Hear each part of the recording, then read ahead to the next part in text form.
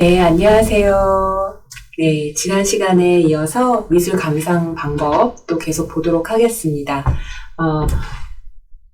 지난 시간에는 전 도상적 묘사에서 육안으로 관찰하되 조형 요소와 원리에 기초해서 감상하시면 참 좋다라고 말씀을 드렸고요. 두 번째 감상 방법입니다. 순서가 있는데 두 번째 순서이고요. 파노프스키라고 하는 미술사학자가 이렇게 정리를 해 놓았습니다. 그래서 두 번째는 도상 분석입니다. 무언가를 분석하는데 도상입니다. 도상이라는 것은 이미지를 어떻게 보면 얘기를 하는 건데요. 그 이미지가 품고 있는 상징적인 뜻이 있는데 그 뜻을 분석해 나가는 것을 이야기를 합니다. 그래서 약간의 미술사적 지식과 또 노하우가 좀 필요한데요. 지금 이렇게 종교 회화가 저희들 눈앞에 펼쳐져 있습니다. 누가 보더라도 이거는 기독교 미술이라는 것을 알 수가 있는데, 자, 이렇게 4명이 등장을 하는데요. 그 중에서 여기 센터에 중요한 모습들이 있기 때문에 한번 보도록 하겠습니다. 자, 이쪽에 파란색 옷을 입고 있는 여인이 있는데요. 이분은 성모 마리아입니다. 자, 전 도상적 묘사로 제가 표현을 한다면 푸른색 안에는 빨간색 옷을 입고 겉에는 푸른색 옷을 입고 머리까지 이렇게 두른 여인이 이렇게 포즈를 취하고 뒤로 약간 물러나 있는데 앉아 있습니다.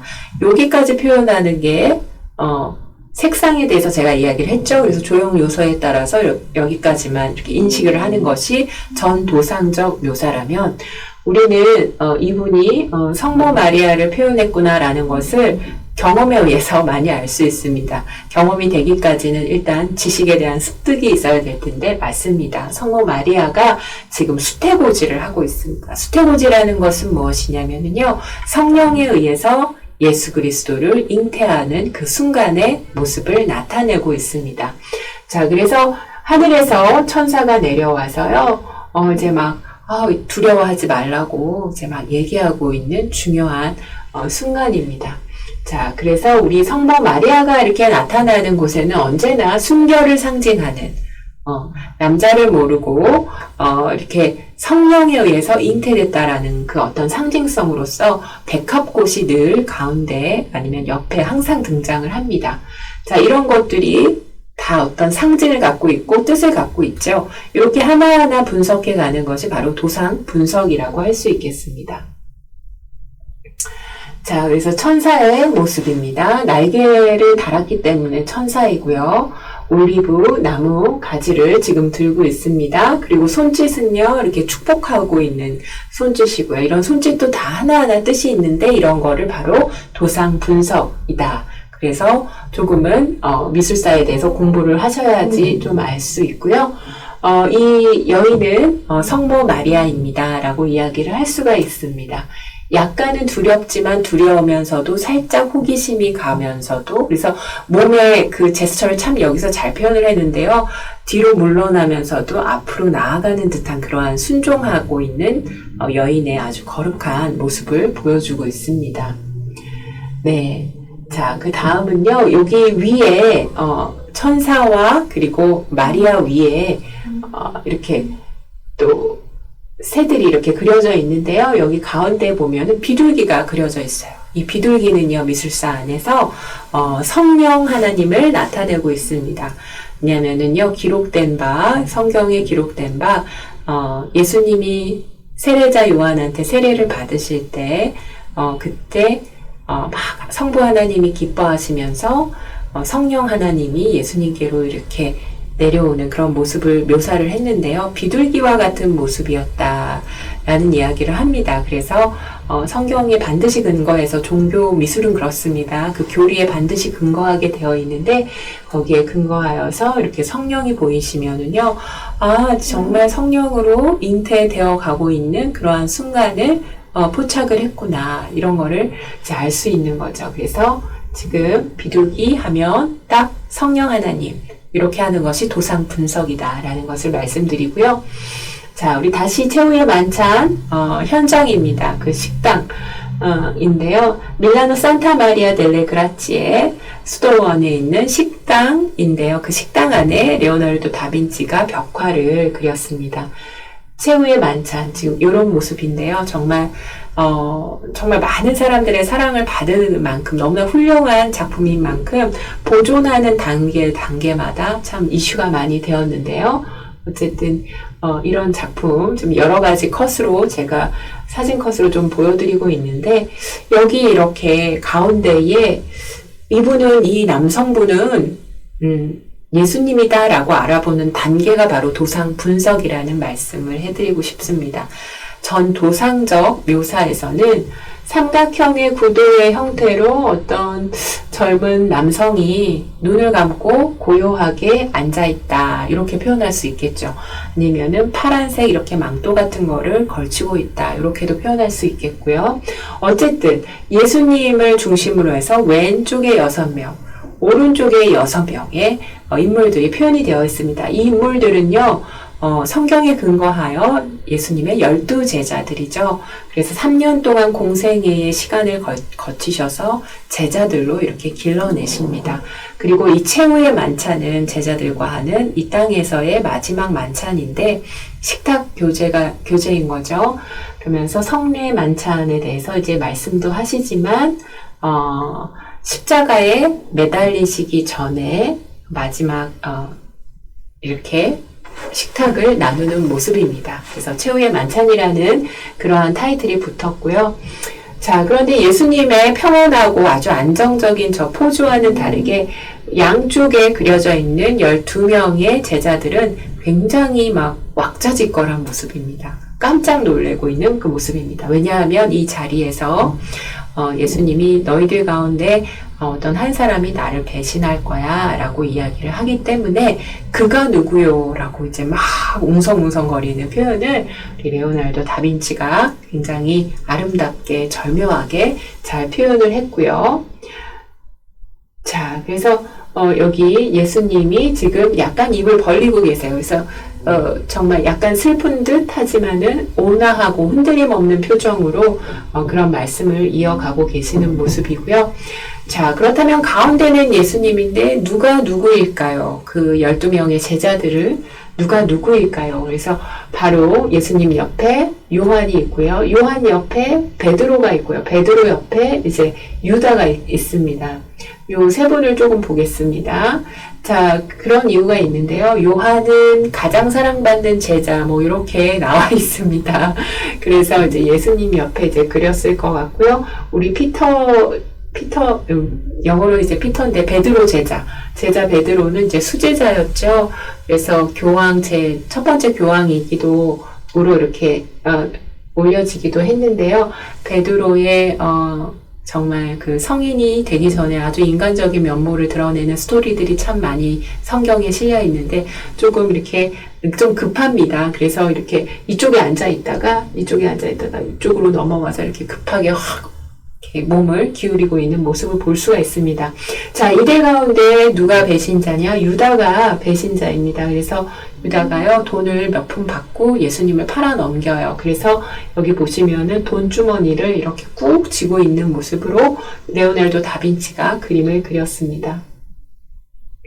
네, 바로 여기에 있는 이 모습이고요.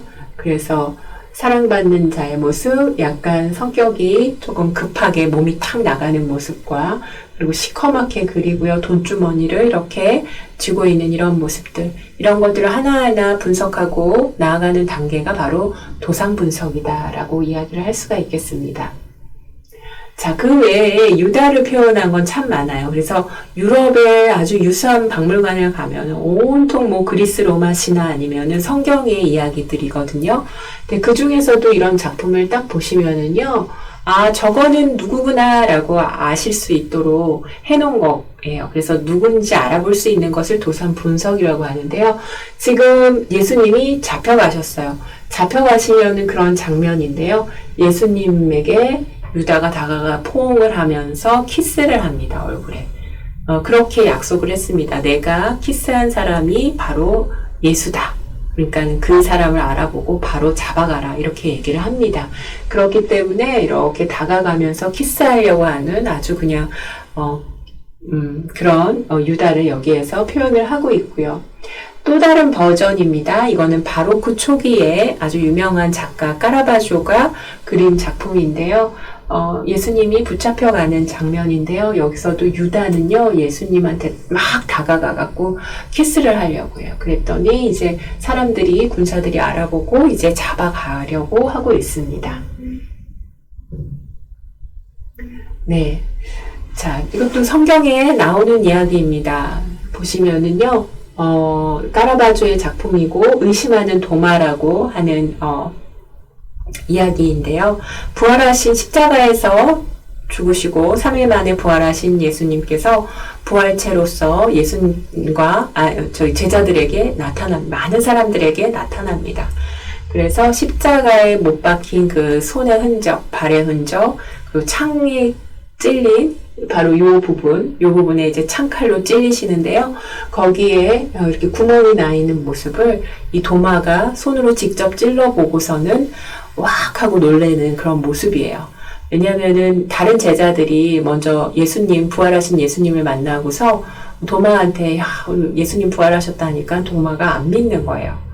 내가 그 십자가에 못 박힌 거기 그 구멍에 손가락을 찔러 넣어보지 않고서는 절대로 안 믿을 거야. 이제 이럽니다. 그래서 부활하신 예수님이 도마 앞에 나타나시자마자 손가락 넣어보라고 해서 넣어보면서 막 놀라는 그러한 장면입니다. 그러고서 바로 엎드려서 예수님은 하나님의 아들이시자 구주이십니다. 이렇게 신앙 고백을 하게 되죠. 그래서 예수님이 보지 않고서도 믿는 자가 되라 이렇게 얘기를 해주십니다.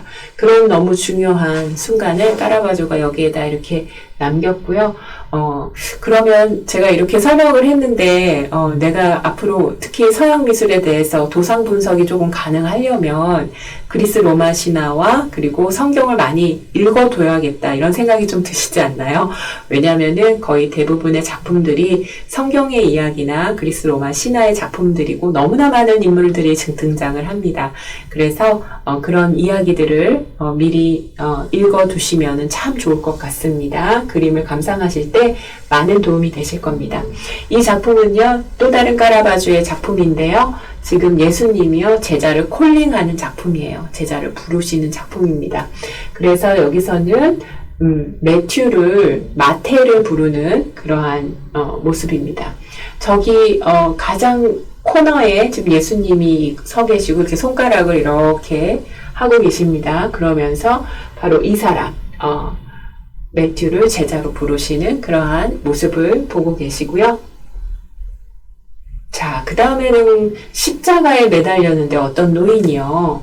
근데 거꾸로 매달려 있습니다. 네, 바로 베드로입니다. 베드로가 죽을 때 이제 십자가 틀에서 죽게 되는데요. 그때 거꾸로 매달리게 됩니다. 예수님이 똑바로 매달리셨는데 나는 거꾸로 매달리겠다. 나 같은 자가 거꾸로 매달려야 된다. 그렇게 얘기를 해서 거꾸로 매달린 어떤 노인의 모습을 보게 되면 베드로다 라고 알아보시는 것, 이런 것들이 다 도상 분석에 해당하게 됩니다. 네, 그럼 세 번째 단계는요, 도상학적 해석입니다. 분석을 넘어서 누가 누구인지 이렇게 알아보는 것을 넘어서 그것이 무엇을 상징하는 것을 넘어서 그때 당시에 미술 작품이 만들어지기까지의 어떤 그 과정이나 문화적인 배경이나 이런 것들을 이렇게 돌아보는, 그러니까 조금 더 리서치를 더 해야 되는 거예요. 그러니까는 단순한 어떤 지식을 공부하는 걸 넘어서 그 뒤에 깔려있는 배경까지 더 깊게 조사를 하는 단계라고 볼 수가 있겠습니다.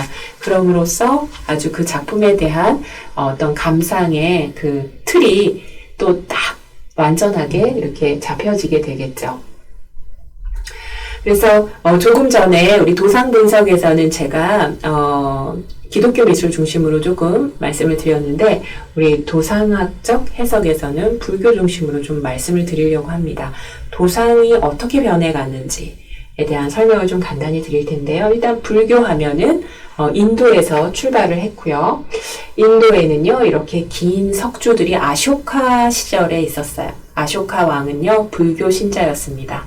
전쟁을 많이 했고, 그래서 큰 영토로, 하나로 통일된 어떤 큰 영토를 확장을 했는데요. 그러다 보니까 너무나 많은 사람들을 죽였어요.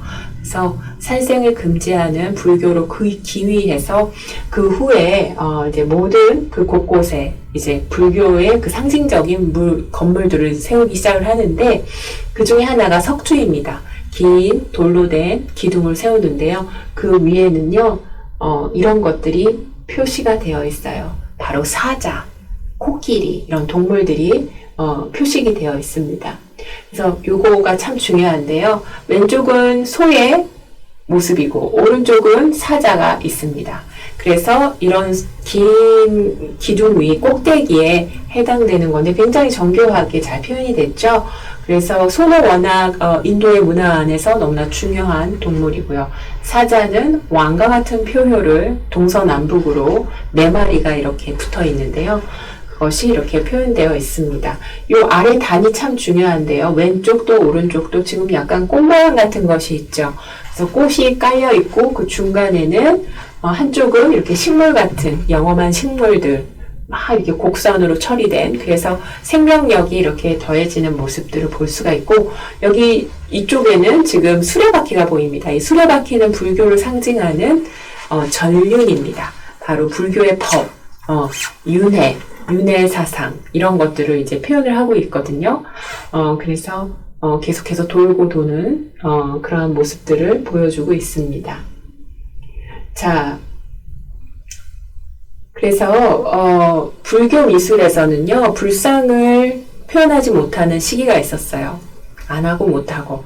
그래서 그걸 이제 무불상 시대라고 하는데 제가 왜 이거를 보여드렸냐면요 이 구조 그대로 이제 나중에 부처님의 불상이 표현이 되는데 여기 소와 사자의 부분에 이제 대치되는 것이 이제 부처님의 모습이 이제 여기에 들어가게 됩니다. 자, 그런데 무불상 시대에서 어떻게 하다가 이렇게 불상들이 나오기 시작을 했느냐? 그것은 그리스 조각에 굉장히 큰 영향을 많이 받았습니다.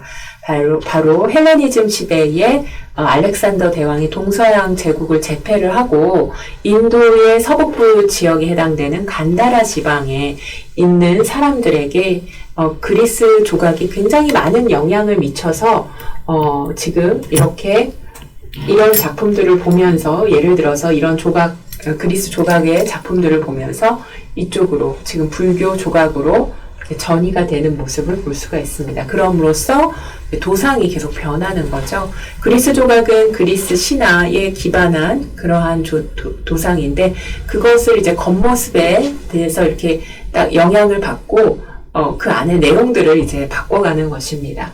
그래서 예를 들면 이거는 이제 루브르 박물관에 있는 승리의 여신 니케의 조각입니다. 이런 조각을 보시면요, 막바람을 막 맞아서 그 아주 얇은 천이 몸에 딱 밀착되어 있어서 배꼽의 형태까지 이렇게 투명한 천 아래에서 이렇게 아주 정교하게 표현된 것까지 볼 수가 있는데, 그렇듯이 이쪽에서 지금 간다라 지역에서 일어나는 이런 불상들을 보시게 되면은요, 굉장히 비슷합니다. 그래서 옷이 있지만 그 옷 속에 있는 몸의 움직임까지 이렇게 비춰지는 듯한 느낌을 주고 있고요.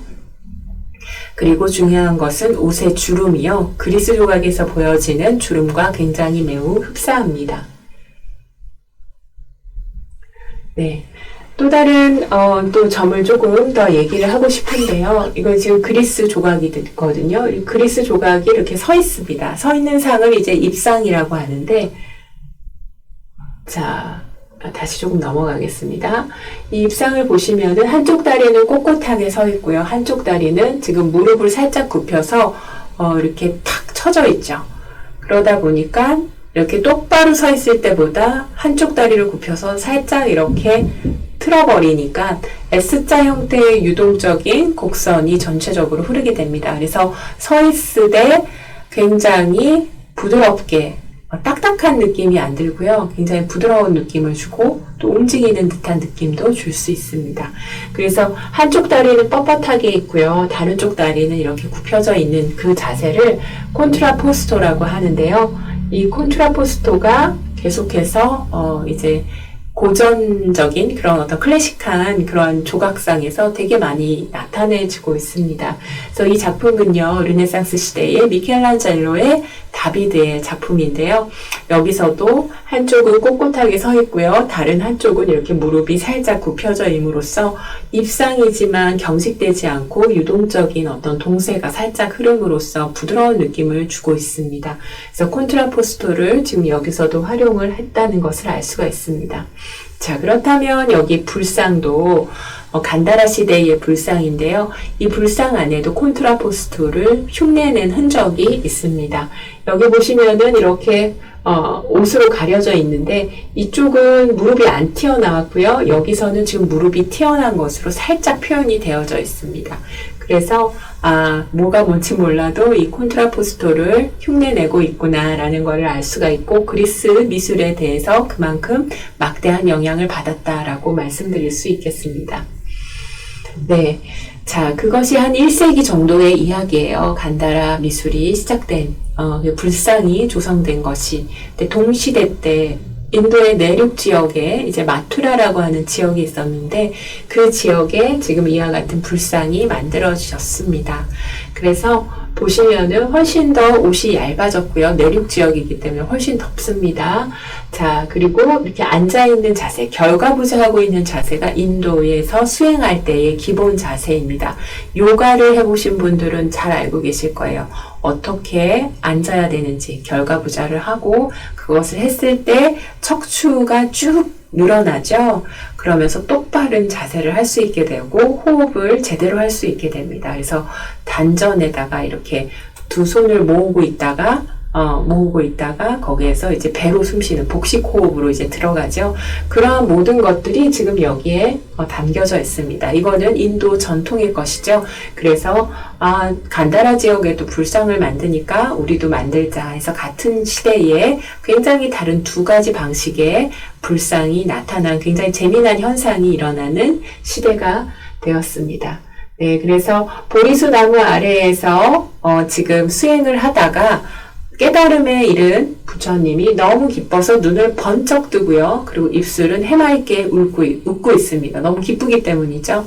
그래서 지금이라도 번쩍 이 자리를 들고 일어나서 많은 사람들에게 이 진리를 나누어야겠다라는 어떤 느낌들을 갖게 됩니다. 네, 그렇게 해서 이제 간다라 지역의 특징, 마투라 지역의 특징들이 막 서로 교류도 하고 교환도 하고 하면서 이제 계속해서 불상에 갖고 있는, 그 불교가 갖고 있는 부처의 그 도상이라는 것이 계속해서 이제 변화를 갖게 되는데요. 아까 제가 석주를 말씀드렸죠. 가장 밑에는 꽃이었습니다. 그래서 이렇게 꽃받침, 연꽃이 이제 들어가게 되고요. 거기 위에는 이제 인간 부처의 모습이 이렇게 딱 들어가게 됩니다. 네, 그래서 앉아있는 모습이고요. 자, 그러다가 계속해서 이런 도상의 변화를 받게 됩니다. 조금 더 도식화된, 조금 더 디자인화된 그러한 느낌으로 주름이 바뀌었죠. 그리스의 어떤 주름, 이렇게 표현을 하다가 지금 그냥 줄무늬만 이렇게 살짝 스쳐가는 느낌을 주고 있네요.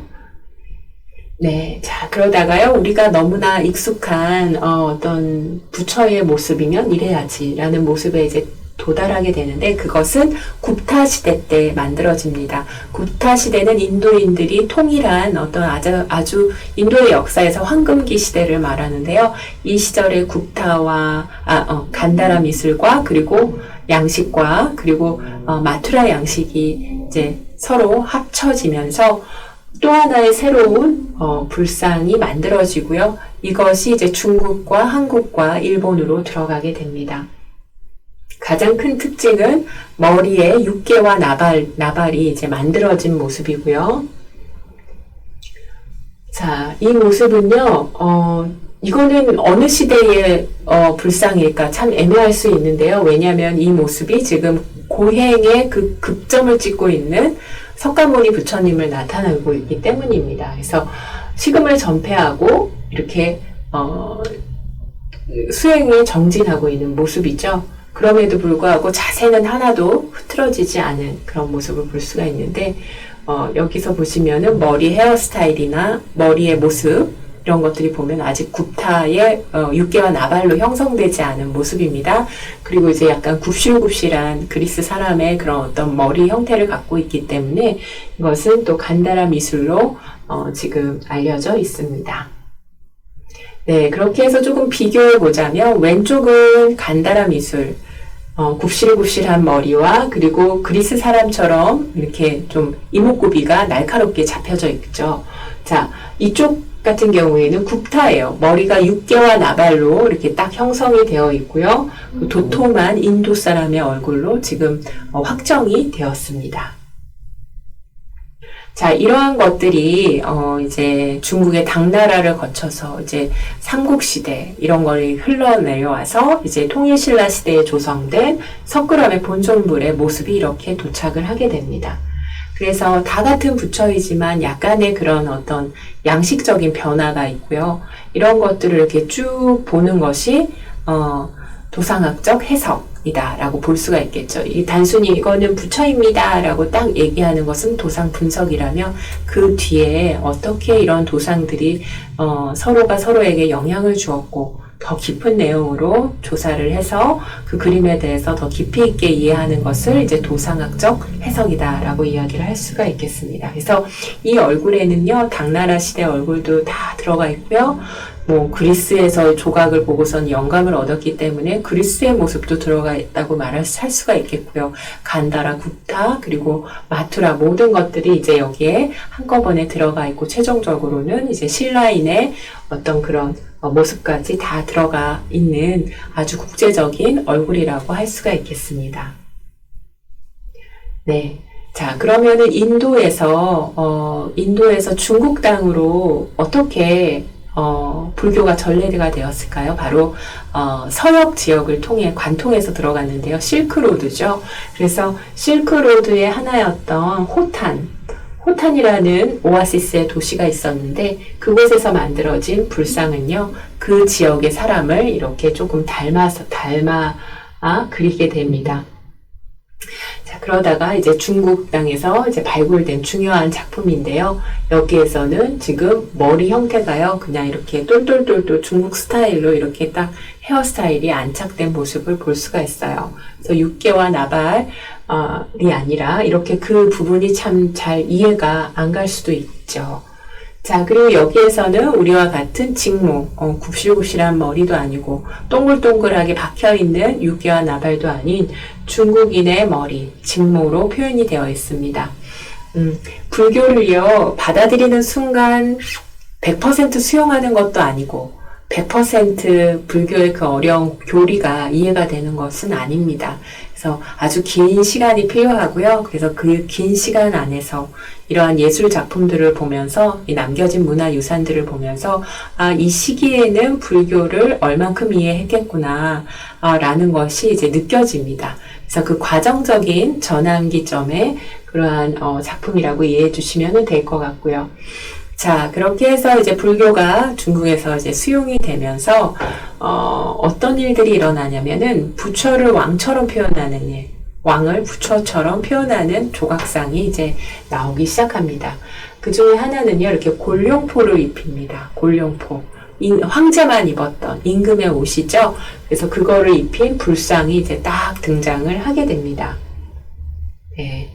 그리고 이것도 지금, 입상이지만, 골룡포를 입은 불상이 이제 등장을 하는 거죠. 그러면서 이제 패션이 달라지죠.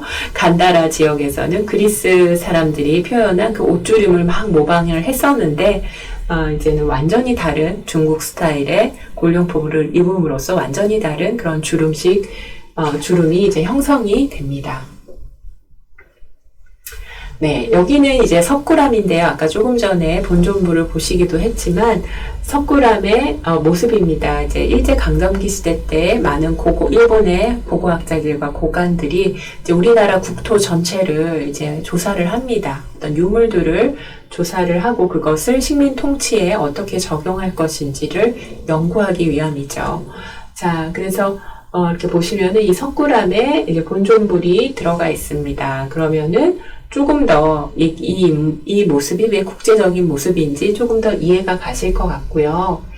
자, 이 표정들, 특히 이렇게 아주 날렵한 이 선이 쫙 올라가죠. 이렇게 사선으로 살짝 올라가고, 그리고 여기 새 부리와 같이 이렇게 입술이 톡 하고 나온 이런 느낌은요, 당나라 시대 때, 당나라가 이제 중국 역사 안에서 봤을 때 굉장히 국제적인 시대였고요. 글로벌한 시기였고, 또 귀족들이, 이제 또 탑 리더가 되는 그런 시기였고, 그래서 그런 귀족들의 어떤 미인들을 표현을 할 때, 귀한 어떤 존귀한 모습들을 표현을 할 때, 이제 이런 표현들을 이제 많이 썼습니다. 그래서 그 표현들이 이제 여기 이제 살짝 느껴지는, 것도 있고요. 그리고 또 주변에, 우리 본존불 주변에 이제 많은, 보살들이 이렇게 딱 그려져 있는데, 표현되어 있는데, 여기에서 이제 11명 관음 보살의 모습을 보더라도, 약간 그런 분위기가 살짝 묻어 있습니다.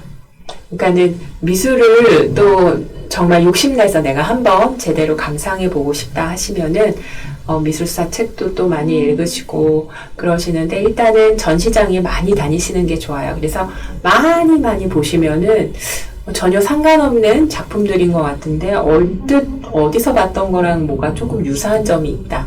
그래서 그때 막 좀 찾아보게 되면은, 그 연결고리를 또 찾게 되는 또 그런 즐거움 같은 것들이 있습니다. 그래서 저는 워낙에 많이 봤기 때문에 약간, 당나라의 얼굴이 또 들어가 있는 모습도 살짝 느껴지고요. 자, 여기에서 보시면은 정면으로 찍은 우리 11명 관음 보살입니다. 자, 이게 정면으로 이렇게 딱 찍었는데요. 대칭이 아닙니다. 살짝 얼굴이 기울어져 있거든요. 네, 그런 모습도 발견할 수 있네요. 우리나라는요, 전통적으로 이렇게 대칭 구도를 별로 안 좋아하고, 일본 쪽이 좀, 대칭의 미학을 좀 쓰는 반면에 우리는 대칭처럼 보이는데 비대칭적인 그러한 모습들로 좀 작품을 많이 표현해 왔습니다. 그것이 훨씬 자연스럽고 아름답다라고 생각했기 때문이죠. 네. 자, 그래서 우리가 지금 도상학적 해석 안에서 조금 더 선생님들께 유용한 정보를 주고자 몇 개의 수인에 대해서 말씀드리고자 합니다. 이 수인이라는 것은 쉽게 얘기하면 바디 랭귀지예요. 그래서 손동작을 어떻게 하느냐에 따라서 지금 저 부처는 어떤 것을 표현을 하고 있는지 한 번에 단박에 알아보는 건데요. 지금 아까 보여드렸던 간다라 시대의 수행의 절정을 찍고 있는 그러한 불상이죠. 여기에서는 선정인을 합니다. 선정인이라는 것은 우리가 요가의 기본 자세인 왼쪽 손 위에 오른쪽 손이 딱 올라가죠. 오른쪽 손 위에 왼쪽 손이 올라가는 것이 아니라 왼쪽 위에 오른손이 올라갑니다. 그래서 단전에다가 이걸 배꼽 아래에 단전에다가 이렇게 딱 놓고 거기서 깊게 명상에 들어가면서 수행이 시작이 됩니다. 자, 그래서 이런 손 동작을 보고 계시면 지금 부처님이 수행 중이구나. 아직 깨닫기 전의 모습이구나 라고 생각을 하시면 됩니다. 자, 그 후에는 이제 막 여러 가지 잡다한 생각들을, 번뇌를 다 물리치고 깨달음을 얻으시죠? 깨달음을 얻으신 다음에는 어떻게 하냐면 이 오른손, 왼손 위에 올려져 있던 오른손을 이 지하세계 땅 아래로 이렇게 가리키면서 모든 악기와 잡기와 마귀를 전멸한 어떤 제스처입니다. 그거를 이제 항마촉지인이라고 하는데요. 자, 그러면은 요 사진을 보시면은요, 요거는 석굴암의 본존불입니다. 여기서는 선정인이 아니라 항마촉지인. 모든 싸움을 다 끝낸 거예요. 다 끝내고 깨달음의 아주 깊은 명상 안으로 이제 들어가는 모습입니다. 그렇기 때문에 통일신라 초기에 이 작품이 만들어졌던 그 의미를 좀 생각해 보시면 약간 연계점이 있겠죠. 많은 고민들을 했을 것 같아요. 어떤 수인의 불상을 조성할 것인가. 그렇죠. 그래서 항마촉지인으로 지금 이렇게 조성이 되어 있습니다. 네, 다음에는 전법륜인라고 해서 이렇게 수레바퀴. 이 수레바퀴는 불교의 정말 진리를 나타내는 건데요. 이 수레바퀴를 손동작으로 따라 하려니까 이렇게 동그랗게 동전 모양처럼 이렇게 하게 됩니다. 그래서 제가 어렸을 때는 막 이렇게 하면은 막 거지가 돈 달라는 그런 막 표현이다 막 하면서 불상 보면서 막 친구들이 놀리고 막 그랬거든요. 근데 그것이 아니라 이게 동그란 거는 수레바퀴를 나타내고 있기 때문에 진리를 계속해서 설법하는 부처님을 얘기를 하는 거예요. 그래서 제자들과 중생들에게 불교에서 깨달은 이 진리를 이제 설파하고 계시는 그런 모습이다. 가르치고 있는 모습이다. 이렇게 생각해 주시면 됩니다. 네, 그 다음에는 이렇게 손을 위로 올린 게 있고요. 손을 반대로 아래로 올린 게 아래로 이렇게 내린 게 있습니다. 올린 것은 두려워하지 말라라는 어떤 중생들에게 하는 이야기고요. 왼쪽 이 손은요, 중생들의 너의 기도를 내가 이제 다 너희들의 소원을 이루어 주겠다 이런 뜻입니다. 그래서 이 손을 이렇게 올린 것은 시무외인, 그리고 손을 이렇게 내리는 것은 영원인, 이렇게 얘기를 하는데, 이것들을 통합해서 지금 여기 사진에 보시는 바와 같이 이건 이제 돌벽에 이제 그려진 마애불인데요. 여기에서는 이렇게 같이 통합돼서 이렇게 사용되기도 했습니다. 네, 또 하나는요, 이렇게 왼쪽에 검지손가락에다가 이렇게 하나로 이렇게 감싸는 게 있어요. 이거는 지권인이라고 해서 지혜를 밝혀주는 그러한 수인입니다. 네, 자 여기는 예를 들면 자세히 보시면 동그란 손 동작이 있거든요. 이게 막 하다만 이렇게 하는 것도 있고 막 이렇게 여러 가지가 있어요. 근데 그런 건 좀 복잡하니까 생각하지 마시고요. 동그라미만 봤다 하면 설법 중이구나 이렇게 아시면은 되겠습니다. 자, 그래서 이거는 그냥 통칭으로 설법인 이렇게 하셔도 되겠습니다. 네, 다음에 조금 독특한 건데요. 천지인이라고 해서 천상천하 유아독존이라고 부처님께서 태어나신 그 직후에 이렇게 막 얘기를 하신 거죠. 그래서 이렇게 꼭 하늘로 이렇게 손을 올리고 있고요. 동자의 모습으로 표현됩니다. 태어나자마자 그렇게 천상천하 유아독존이라고 외쳤다라고 했기 때문에 그렇고요. 그래서 천상 천하이기 때문에 천지인 이렇게 사용이 됩니다. 네, 그리고 또 하나는 뭔가를 이렇게 약통 같은 거를, 상자 같은 거를 들고 있는 경우가 있어요. 그거는 뭐냐면은요, 아픈 사람을 고쳐주는 부처의 모습을 표현을 한 겁니다. 그래서 그거는 약사열애라고 얘기를 하거든요. 그래서 병든 사람들을 이렇게 고쳐주는 자비로운 부처님을 표현을 하고 있고요. 네, 그래서 수인에 대해서 조금 정리를 하니까 이제 도상 분석 을 넘어서 또 도상 해석까지 하고 싶은 선생님들의 마음의 소리가 여기까지 또 전달되는 것 같습니다. 네, 그리스 로마 신화 안에서도 정말 너무나 많은 그러한 도상 분석, 도상 해석이 많을 수밖에 없는데요. 지금 잠깐 보여드리고자 하는 것은 지금 니콜라 푸생의 프랑스의 화가인데요. 석관을 중심으로 해서 3명의 목동들이 모여있고 여신처럼 보이는 한 여인에게 뭔가 지혜의 질문을 하고 있는 것 같습니다. 라틴어로 이 석관에는 쓰여져 있는데요. 뭐라고 쓰여져 있냐면은 아르카디아에도 죽음은 있다. 이렇게 얘기를 하고 있습니다. 그 죽음이라는 것, 아르카디아는 이제 서양에서 얘기하는 낙원이거든요. 그러니까는 막 낙원이어도 거기에는 죽음이라는 게 있을 수 있어 하면서 어떤 교훈적인 그러한 내용을 전달하고 있습니다. 네, 그래서 니콜라스 푸세는 이렇게 교훈적인 내용을 전달을 할 때 그리스 로마 시대의 그런 인물들이나 그 신화적인 인물들이나 성경의 이야기들을 했는데요. 지금 제가 잠깐 보여드릴 것은 이제 사계절을 표현하는 입니다. 니콜라 푸생의 사계인데요. 첫 번째 봄입니다. 네, 여기 보시면은요, 여기에서 빗대어서 설명한 것이 아담과 하와입니다. 천지가 창조되고 풍성했던 그 에덴 동산을 표현을 해주고 있고요. 그것이 이제 봄입니다.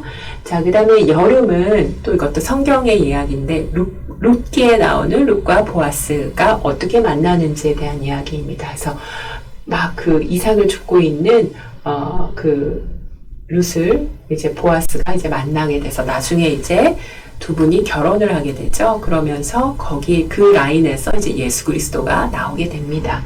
자, 어쨌든 그러한 성경의 이야기를 여름에 빗대어서 표현을 했고요.